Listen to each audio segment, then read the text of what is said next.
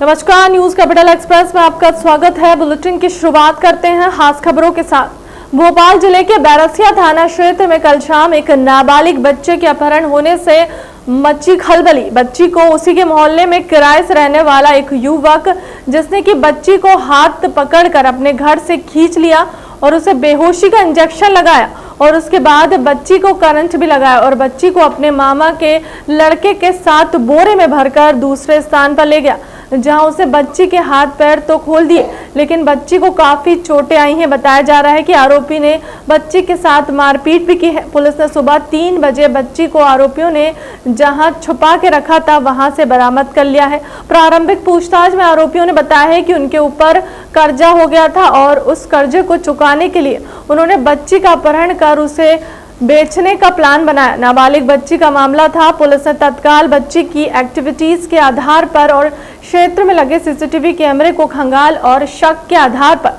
जब आरोपी नर्मदा प्रसाद जाटव से कड़ाई से पूछताछ की तो उसने इस पूरी घटना को स्वीकार कर लिया।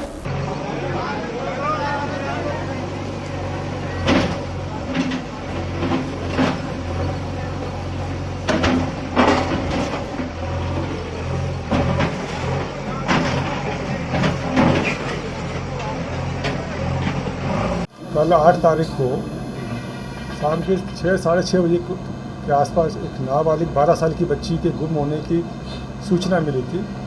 क्योंकि बच्ची नाबालिग थी, 12 साल की उम्र थी, संवेदनशील मामला था, तो हम हमारे टीआई और पूरा स्टाफ उस बच्ची को ढूंढने में लग गए थे। शांति कुंज में एक लड़का था, उसको संदेह हुआ, उसको लाके पूछताछ की तो काफ़ी मशक्क़त के बाद वो बच्ची हमें उसके एक साथी आरोपी के घर मिली विदिशा रोड पर, और उनका उद्देश्य ये था कि वो नर्मदा नाम का जो व्यक्ति था आरोपी, वो कर्जे से डूबा हुआ था, वो चाहता था कि कहीं से पैसे मिले। उस परिप्रेक्ष्य में उसने बच्ची का अपहरण किया, उसके साथ मारपीट करी और कहीं बेचना चाहता था, ऐसी बच्ची ने भी बताया है और आरोपी ने भी बताया है। दोनों आरोपियों को गिरफ्तार कर लिया गया है और इनके जो गांव में मकान बने हुए थे अवैध रूप से, उनको प्रशासनिक अमले के साथ तोड़ा गया है। कल दिनांक को थाने पर एक अपहरण की रिपोर्ट की गई थी। सूचना मिलते ही थाना का स्टाफ, थाना प्रभारी गिरीश त्रिपाठी और एसडीपी के द्वारा घटना स्थल गए, जहां पर ये बात मालूम पड़ी कि बच्ची जिस मोहल्ले में रहती थी वहीं से गायब हुई है।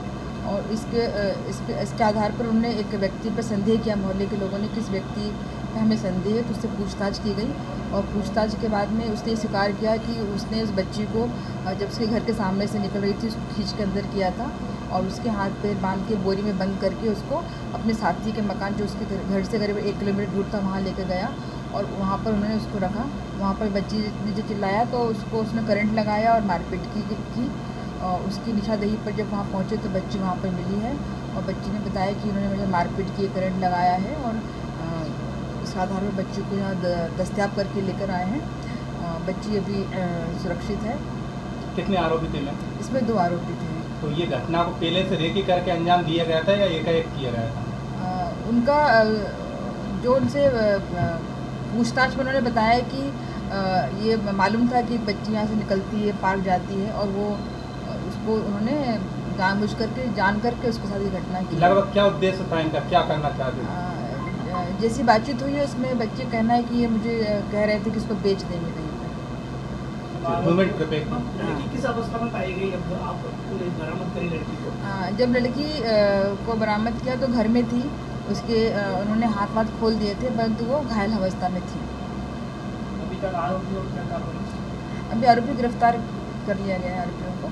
सीएम शिवराज सिंह चौहान ने कहा कि बैठक के बाद बोले सीएम चौहान, स्थानीय निकाय चुनाव में भारतीय जनता पार्टी ने शंखनाद कर दिया है। कल औपचारिक रूप से भाजपा के कार्यकर्ता बूथ विजय का संकल्प लेंगे। केवल भारतीय जनता पार्टी नहीं काम किया है, कांग्रेस ने तो बर्बाद किया है और भारतीय जनता पार्टी ने पुनर्निर्माण किया है और विकास को आगे बढ़ाने का काम किया। आगे भी चाहे तो ग्रामीण क्षेत्र का विकास हो गए, फिर नगरीय निकाय क्षेत्र का विकास हो, उसी पर भाजपा ही आगे बढ़ाएगी। सभी तरह की योजनाओं का भी सरकार का अच्छी तरह से क्रियान्वयन करेगी। स्थानीय निकाय के चुनाव में विजय के लिए भारतीय जनता पार्टी ने शंखनाद कर दिया है। कल औपचारिक रूप से हमारे कार्यकर्ता हर एक बूथ पे प्रदेश के बूथ विजय का संकल्प लेंगे। भारतीय जनता पार्टी प्रदेश के विकास के लिए, जनता के कल्याण के लिए, नगरों के विकास के लिए और पंचायतों के भी त्रिस्तरीय पंचायती राज के अंतर्गत जो आती है उन सब के विकास के लिए केवल भारतीय जनता पार्टी ने ही काम किया है। कांग्रेस ने बर्बाद किया था, हमने पुनर्निर्माण करके नगरीय क्षेत्रों या ग्रामीण क्षेत्रों प्रगति और विकास की राह पर मध्य प्रदेश को आगे बढ़ाने का काम किया है और आगे भी चाहे नगरीय क्षेत्रों का विकास हो चाहे ग्रामीण क्षेत्रों का विकास हो।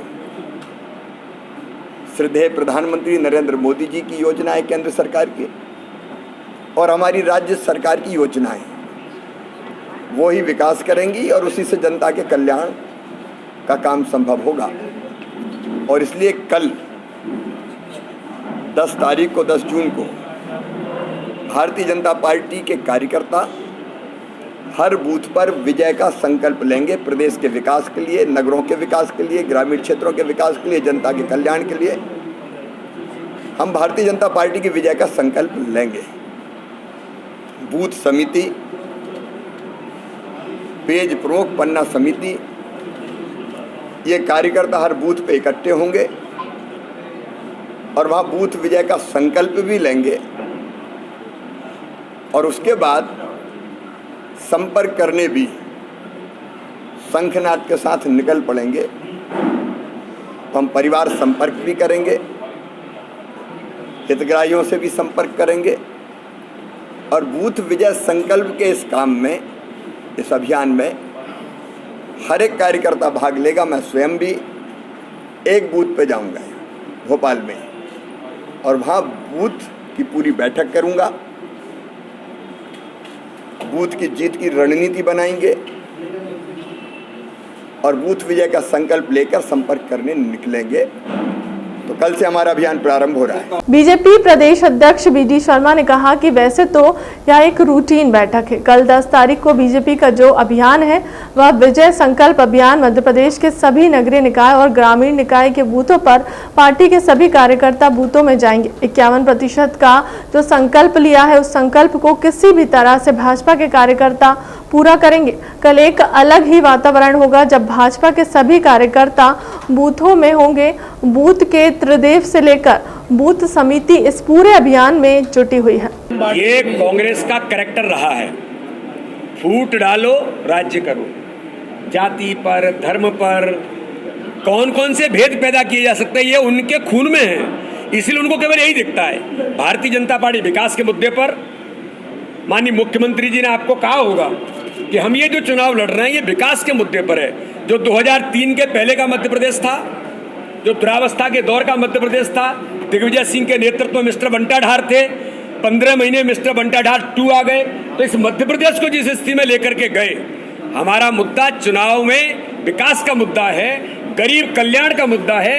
माननीय प्रधानमंत्री के नेतृत्व में और माननीय मुख्यमंत्री के नेतृत्व में जो प्रदेश और प्रदेश जिस गति से आगे बढ़ रहा है, इन मुद्दों पर एक चुनाव है। इसलिए हम इन बातों की चिंता नहीं करते। वो केवल कांग्रेस यही कह सकती है, इसके अलावा उनके पास कोई और चारा नहीं है। पार्टी कब तक करने जा रही है? और कांग्रेस में ये भी दिखाई दे रहा है कि हारे हुए प्रत्याशियों पर दांव लगाया। देखिए, वो भारतीय जनता पार्टी की क्राइटेरिया, देखिए मेरा ऐसा मानना है कि उत्तर प्रदेश के चुनाव में 298 सीटों पर जमानत जब्त हुई कांग्रेस की और भी कई राज्यों में अप्रासंगिक हो गए हैं। मध्य प्रदेश के अंदर भी लगातार अप्रासंगिक होते चले जा रहे हैं। तो वो तो कभी भी घोषित कर दें, उसमें क्या अंतर पड़ता है? घोषित तो करना है। भारतीय जनता पार्टी में एक एक कार्यकर्ता सोच समझ करके हमारे सामूहिक नेतृत्व के आधार पर, हमारे टीम स्पिरिट से हम काम करते हैं। इसलिए समय पर कौन कार्यकर्ता कहाँ के लिए उपयोगी है इसके आधार पर, अब ये तो कमलनाथ जी ने देखा है। व्यवहारिक तौर पर देखते हैं कि कौन गाड़ी में बैठ के संपर्क करता है, कौन बूथों पर जाकर के बूथ विस्तारक योजना में हर बूथ को मध्य प्रदेश के अंदर डिजिटल बना करके उन हितग्राहियों से मिलकर के इतिहास बनाते हैं कि जो 28 विधानसभाओं के उपचुनाव में हम 30,000 से पहले जो प्रत्याशी जीता था, वो जब भारतीय जनता पार्टी में आते हैं तो वो 70,000 से जीतते हैं। ये तो कमलनाथ जी जानते हैं कि जनता किसके साथ खड़ी होकर के काम करती है। अगर कौन कुर्सी पर बैठ करके और वल्लभ भवन के बैठ के अंदर काम करता है, ये तो मुझे लगता है कमलनाथ जी से ज्यादा बेहतर कोई नहीं जानता। कांग्रेस ने अपने तैयारी तो बूथ पर चल रही है। प्रत्येक बूथ पर कार्यकर्ता मैदान में उतर करके कल बूथ विजय का संकल्प ले रहे हैं। किसके लिए? कमल का फूल जीत करके आएगा। तो भारतीय जनता पार्टी तो अपने संगठन के स्तर पर चुनाव लड़ती है। वीडी शर्मा चुनाव लड़ते हैं, लेकिन चुनाव प्रत्याशी वो होते हैं, लेकिन प्रत्याशी बूथ का एक एक कार्यकर्ता होता है और ऐतिहासिक बहुमत से हमारा कार्यकर्ता चुनाव जिताता है। भाई साहब, तो चुनाव कार्यकर्ता लड़ता है और कार्यकर्ता ही जिताता है। इसलिए प्रत्याशी तो निमित्त मात्र के लिए मैदान में उतरते हैं, वो भी जल्दी घोषणा होगी। 5 साल में 75,000 करोड़ रुपए का ब्याज दिया है। 1,30,00,000 नए युवा बेरोजगार हैं। श्रीलंका जैसी स्थिति में आ गए हम लोग। मध्य प्रदेश कर्ज चुकाने के लिए कर्ज लिया जा रहा है। 1,21,00,000 का हेलीकॉप्टर खरीदा जा रहा है। 15 साल में शिक्षकों की भर्ती नहीं करा पा रहे हैं। कमीशन के लिए कर्ज लिया जा रहा है। सरकार विज्ञापन और इवेंट पर पैसा खर्च कर रही है। स्वास्थ्य सेवाओं में केंद्र सरकार ने 17वां नंबर दिया। आदिवासी बहुल इलाकों में कई स्कूल खाली और बिना शिक्षक के हैं। 3,400 दुकानों का इस साल शराब नीति में 9,000 कर दी है। और भ्रष्टाचार में तो अव्वल है। कर्ज लेकर मैंने कहा कमीशन लेते हैं, भ्रष्टाचार करते हैं। लोक आयुक्त ने 250 और ईडब्ल्यू ने 91 केस रजिस्टर्ड हुए हैं 2020 में। इसका मतलब है कि ये सारा पैसा भ्रष्टाचार की भेंट चढ़ रहा है। ये संख्या मोदी पिछले साल की तुलना में 4 गुना। बातें बहुत हैं। भ्रष्टाचार के मामले में राजस्व विभाग टॉप पर है, नंबर 1 पर। अभी सारी रिपोर्ट, सारी सेंसेक्स बता सबसे भ्रष्ट विभाग कौन, तो राजस्व विभाग नंबर 1 आया।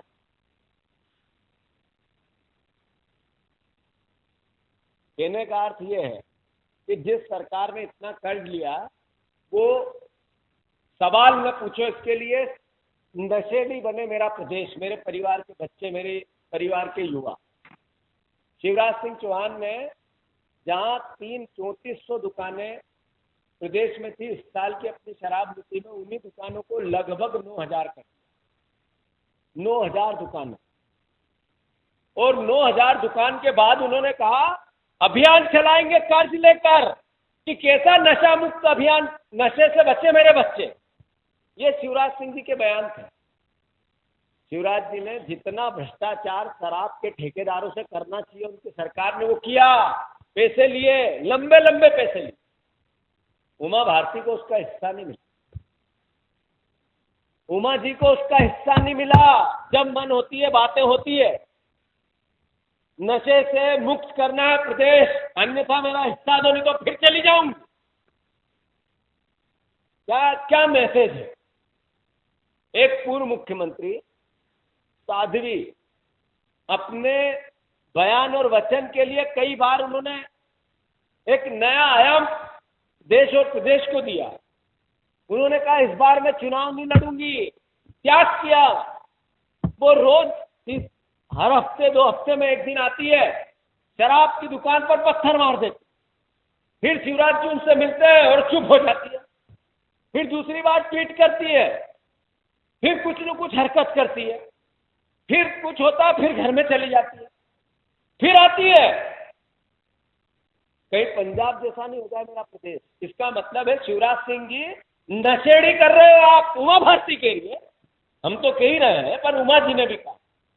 पर उमा जी से मेरी शिकायत, उमा जी आपको किस बात का डर है, लालच है, भय है कि आप बातें करती है वो अच्छी लगती है, हम उसका समर्थन भी करते कि शराब के बाद शराबी होते हुए इतना हैबिचुअल व्यक्ति हो जाता है कि अलग अलग तरीके के नशे करता है और वो किसी भी परिवार के यातनाओं की पराकाष्ठा। एक बेटा जब इतनी शराब की दुकानें चल रही है तो मेरे प्रदेश के लोग पी रहे हैं इसका मतलब। तो वो बेटे बेटियां घर पे जाते हैं शराब पी के, तो माँ बाप पे क्या गुजरती है, जो रोजगार के लिए शुरुआत से गुहार करता है और पलटे में उसका बेटा नशे में आता है और माँ बाप को गालियां देता है, पत्नी को पीटता है, बच्चों को के सामने एक उदाहरण पेश करता है। क्या ऐसा प्रदेश बनाना है हमें? शिवराज जी, आपने कमीशन लिया, आपके सरकार ने लिया ठेके बढ़ाने का, दुकानें बढ़ाने का। उमा जी रोज बयानबाजी करती है, क्या उनका हक उनको नहीं मिला आपके भ्रष्टाचार के हिस्से का? अगर ये मेरी बात गलत हो तो उमा जी दृढ़ रहो, लगातार करो। एक दिन आए और 15 दिन चले गए, फिर 15 दिन बाद प्रकट हुए और फिर 1 महीना चले गए, इससे मतलब है कि आप हिस्सा मांग रही हो। मैसेज है ये। तो मैं मांग करता हूं, लंबी चौड़ी बात न करते हुए, कि 1,30,00,000, मुझे डर है, कांग्रेस पार्टी को डर है, आपको भी चिंता करना चाहिए कि जिस प्रदेश का कर्जा लेना ब्याज देने के लिए, क्या उस प्रदेश की राह, उसकी चाल, उसकी आने वाला विजन श्रीलंका की तरह तो नहीं होने लगा? श्रीलंका में जो हालात है उसी हालात का वो देश है, हमारा प्रदेश है, पर मध्य प्रदेश की तुलना करें तो उससे खराब स्थिति है। ये चिंता का विषय है। इस कर्ज लेकर हम करते क्या है? ये कर्ज लेना चाहिए, विकास के लिए लेना चाहिए, उत्पादन, उद्योग, व्यापार, बच्चों के रोजगार के लिए लेना चाहिए, पर कर्ज लिया किस लिए जा रहा है? हर महीने लिया जा रहा है, हर महीने। मैंने कहा कर्ज का ब्याज देने के लिए कर्ज लिया जा रहा है, विज्ञापन देने के लिए कर्ज लिया जा रहा है, रोज इवेंट। आज भी एक इवेंट है, आज जब हम यहाँ बैठे हैं कोई बाबा आ रहे हैं, उनके स्वागत सत्कार में इवेंट। किराए पर हेलीकॉप्टर और हवाई जहाज चलाना, उसके लिए कर्ज लिया जा रहा है। 1,21,00,000 रुपए का जहाज खरीदना, उसके लिए कर्ज लिया जा रहा है। अब मुख्यमंत्री क्लास लेंगे। पूर्व मंत्री सज्जन सिंह वर्मा ने कहा कि भोपाल से विभा पटेल होगी महापौर प्रत्याशी। 16 में से 11 महापौर पद के लिए नाम तय किए गए हैं। 5 स्थानों पर चल रही है चर्चा। हमारे नेता कमलनाथ जी के निवास पे हुई है, जिसमें 16 नगर निगमों के संदर्भ में कुछ गाइडलाइन तय की गई हैं। कुछ जो दिशा निर्देश ऑल इंडिया कांग्रेस कमेटी से आए थे, कमलनाथ जी ने वो दिशा निर्देश दिए हैं और मैं समझता हूँ कि 2-3 दिन में हमारे सारे महापौर डिक्लेयर हो जाएंगे। 11 महापौर लगभग तय किए जा चुके हैं। 5 महापौर का नाम आज और कल में तय हो जाएगा। सर्वे रिपोर्ट के आधार पे हम लोग कर रहे हैं। 5 जो रह गए थे वो कौन सी जगह? बेटा रहने देना क्या, भोपाल को लेकर भी असहमति है कुछ? नहीं जी, भोपाल में क्लियर हो गया, विभा पटेल जी चुनाव लड़ रही हैं। ग्वालियर को लेकर अभी एक नाम पूछोगे तो सभी आ जाएंगे। 16 में से कितने जीत रहे? तो वो अभी एक राजनीतिक विशेषज्ञ बुलाया है अमेरिका से, वो सर्वे करेंगे, फिर हम बता पाएंगे कितने। सर, उमा भारती शराबबंदी अभियान चला रही हैं, लेकिन उन्हीं के जो जिलाध्यक्ष हैं ग्वालियर के, मूर्ख है वो शराब पीते हुए उनकी तस्वीरें, वीडियोस वायरल हो रहा है। किसकी? ग्वालियर के जिलाध्यक्ष, जनता पार्टी के ग्वालियर जिलाध्यक्ष माखीजा। देखो, मेरा ये कहना, मैंने कल भी मीडिया से कहा था, हाथी के दांत खाने के और दिखाने के, और ये बीजेपी का चरित्र है। अरे भाई, तुम्हारा मुख्यमंत्री, तुम्हारा सरकार, तुम मुख्यमंत्री रही हो, बैठ के मीटिंग कर लो, कैबिनेट में प्रस्ताव पास कर दो कि शराबबंदी आवश्यक है इस प्रदेश में। उल्टे हाथे खोलते जा रहा शिवराज, किराने की दुकान पे शराब की दुकान खोल रहा। ये नौटंकी है, मतलब कहना कुछ और करना कुछ। उमा भारती पावरफुल महिला है, हो जाए छाती पे खड़ी शिवराज के, अभी शराबबंदी हो जाएगी। पूर्व मंत्री तरुण भानोट का बयान, बीजेपी के टिकट बिकने के आरोप। और बोले भानोट, बीजेपी में तय हुई है महापौर पद की बेस प्राइस पर बोली, उसी बेस प्राइस को लेकर कांग्रेस पर लग रहे हैं आरोप। जैसा कि कांग्रेस पार्टी लगातार तैयारी कर रही थी, माननीय प्रदेश कांग्रेस अध्यक्ष महोदय सब जगह प्रभारी बनाए थे, सब समन्वय बनाकर ये काम लगातार 6 माह से चल रहा था। और हमें ये बताते हुए खुशी हो रही है कि सब अधिकांश जगहों पर सर्वसम्मति से प्रत्याशी तय कर लिए गए। कब तक नामों का ऐलान हो सकता है? ये माननीय प्रदेश अध्यक्ष महोदय खुद करेंगे, उनका अधिकार है। सर कुछ स्थानों पर 2-2 नामों का पैनल है, शायद उस पर चर्चा चल रही है। कुछ स्थानों पर नाम का होता ही है और उस पर भी चर्चा चल रही है, पर मैं आपसे ये कह रहा हूँ कि जो महत्वपूर्ण है, अधिकांश स्थानों पर 75% स्थानों पर सिंगल नाम तय हो चुके हैं, जिसकी घोषणा माननीय प्रदेश अध्यक्ष महोदय करेंगे। कमलनाथ जी ने ये भी कहा कि कलाकारी नहीं चलेगी, तो बहुत सारे लोग ऐसे दावेदारी कर रहे हैं जो 2 महीने पहले ही वार्ड के वोटर बने हैं। तो सही बात तो है, उनका हमेशा से ये ध्येय रहा है कि कांग्रेस का संगठन मजबूत होना चाहिए। तो जो संगठन में लगातार लंबे समय से काम कर रहा है उसको प्राथमिकता दिया जाना चाहिए। सिफारिश लगाने वाले नेताओं को भी सीख दी है। या निश्चित तौर पर जो सर्वे, जैसा मैंने आपसे कहा, लगातार 1 वर्ष का लगभग समय हो गया, बीच में चुनाव टल गए थे, उस समय भी सर्वे हुआ था। अभी जब दोबारा चुनाव की घोषणा हुई उसके बाद भी सर्वे हुए हैं और लगातार जो सर्वे हो रहे थे उसी के निर्णय के हिसाब से टिकट दी जाएगी। सर सिफारिश लगाने वाले नेताओं को भी कुछ सीख दी गई है द्वारा? सिफारिश लगाने वाले नेताओं को भी टिकट के लेकर आपके पास सूची है तो मुझे दे दो, मैं उनसे पूछ। सिफारिश लगाने वाले कहाँ है? जब सर्वे के आधार पर और संगठन के आधार पर टिकट का वितरण हो रहा है तो सिफारिश कहाँ चलती है? सर कितने निकाय ऐसे हैं जिनमें सिंगल नाम है और लगभग तय हो चुके हैं? मैं आपसे ये कह रहा हूँ 80% से अधिक ऐसे हमारे नाम है जो सिंगल हो चुके हैं। सर ग्वालियर के जो जिला अध्यक्ष हैं उनका एक वीडियो वायरल हुआ है, शराब पीते हुए नजर आ रहे हैं। बीजेपी जिला नशा मुक्ति अभियान चला रही सरकार, दूसरे उनके जिला अध्यक्ष शराब पी रहे हैं। नशा मुक्ति अभियान सरकार चला रही है जी नहीं, सरकार नहीं, बीजेपी कह रही है। हम तो ये चाहते हैं कि शराब बंदी कर दें। हम तो अम्मा जी के साथ खड़े हैं और कथनी और करनी का अंतर आप देख लीजिए। वीडी शर्मा इस पे कह रहे हैं कि ये वीडियोस वायरल हो रहे हैं। वीडी शर्मा कह रहे हैं किसी की निजी जिंदगी में झांकना ठीक नहीं है, अगर ऐसा है तो लोगों के 300 वीडियो बाहर आ जाएंगे। तो भारतीय जनता पार्टी का तो काम यही है सबकी निजी जिंदगी में कौन क्या खाएगा, कौन क्या पिएगा, कौन क्या पहनेगा, कौन क्या तय करेगा, है ना, वो सब बीजेपी तय करती है। और जब खुद के ऊपर आती है तो भूल जाती है। दूसरों को तो नैतिकता की शिक्षा देते हैं और अपने ऊपर उसको लागू नहीं करते हैं। यही इसलिए तो हम कहते हैं कि भाजपा की कथनी और करनी में अंतर है। सर टिकट बंटवारे को लेकर बीजेपी ये कह रही है कि टिकट बेचे जा रहे हैं, अलग अलग करोड़ रुपए में 3-4 जगहों के नाम बीजेपी बता रही है। ये बीजेपी इसलिए कह रही है कि बीजेपी कह रही है अपने लोगों को कि कांग्रेस ने तो संगठन के माध्यम से तय कर दी हम बेचने जा रहे हैं और बोली ये है, तो उनने इनडायरेक्टली भारतीय जनता पार्टी की जो टिकटें हैं उनका दाम तय कर दिया है। प्रत्याशियों के चयन के लिए अलग अलग निकायों की बैठक ले रहे हैं कमलनाथ। अलग अलग निकाय के प्रभावी और सह प्रभारी और जिला अध्यक्षों से चर्चा। ग्वालियर जिले की बैठक खत्म हो गई है। विधायक सतीश शुक्रवार, प्रवीण पाठक ग्वालियर जिला अध्यक्ष के साथ प्रभारी और सह प्रभारी बैठक में रहे मौजूद। विधायक सतीश शुक्रवार की पत्नी शोभा शुक्रवार के नाम पर लगभग बनी सहमति। जल्द हो सकता है नामों का ऐलान। विधायक सतीश शुक्रवार ने कहा कि अगर मौका मिलेगा तो जरूर चुनाव लड़ेंगे। प्रत्याशियों के नामों पर चर्चा हुई है। ग्वालियर के महापौर प्रत्याशी को लेकर आज बैठक हुई और उसमें माननीय कमलनाथ जी ने ग्वालियर के सभी लोगों का मत लिया है। मुझे लगता है कि संभवतः आज शाम तक प्रत्याशी तय हो जाएगा। कांग्रेस पार्टी में सदैव टिकट के चयन को लेकर लोकतांत्रिक प्रक्रिया रही है। कांग्रेस पार्टी में कभी ऊपर से टिकट को थोपा नहीं जाता है। सभी लोगों की एक नाम पे सहमति बनी है और शाम तक नाम आप सबके सामने एक नाम के तौर पर देखा जा रहा है, सर्वे के तौर पर सतीश सिकरवार की जो पत्नी है शायद उनका नाम आ रहा है।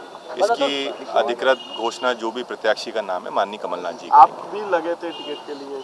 नहीं, मैं टिकट के लिए नहीं लगा। तो अभी मेरे को लगता है आज शाम तक घोषणा हो जाएगी, लेकिन अभी जो तय हुआ है उसमें जो कहा है सभी पार्टी के कार्यकर्ता है ये तो एकजुट होकर इस बार कांग्रेस को जिताने के लिए पूरी ताकत के साथ काम करें और जो भी साहब ने कहा है सर्वे के रिपोर्ट के आधार पर जिसको भी टिकट मिलेगा उसके लिए सभी काम करेंगे। तो सर आपका नाम आप सबसे ऊपर है?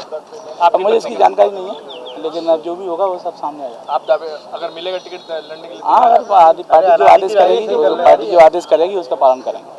पूर्व मंत्री और वरिष्ठ बीजेपी नेता उमाशंकर गुप्ता ने कमलनाथ के बयान को लेकर कांग्रेस पर निशाना साधा है। दरअसल जब कमलनाथ से पार्षद टिकट को लेकर हुए झगड़े पर सवाल किया तो कमलनाथ ने इसे स्वाभाविक बताया, या फिर इस पर पूर्व मंत्री उमाशंकर गुप्ता ने कहा कि कमलनाथ सही कह रहे हैं। कांग्रेस में जब तक उठापटक नहीं हो, झगड़े नहीं हो, यह स्वाभाविक बात है क्योंकि कांग्रेस पार्टी का संगठन बचा नहीं है, अब वह समूह में बट गई है। कांग्रेस से और क्या उम्मीद कर सकते हैं? उनका कल्चर ही यही है। वही कांग्रेस में मची खींचतान में बीजेपी को कितना फायदा होगा?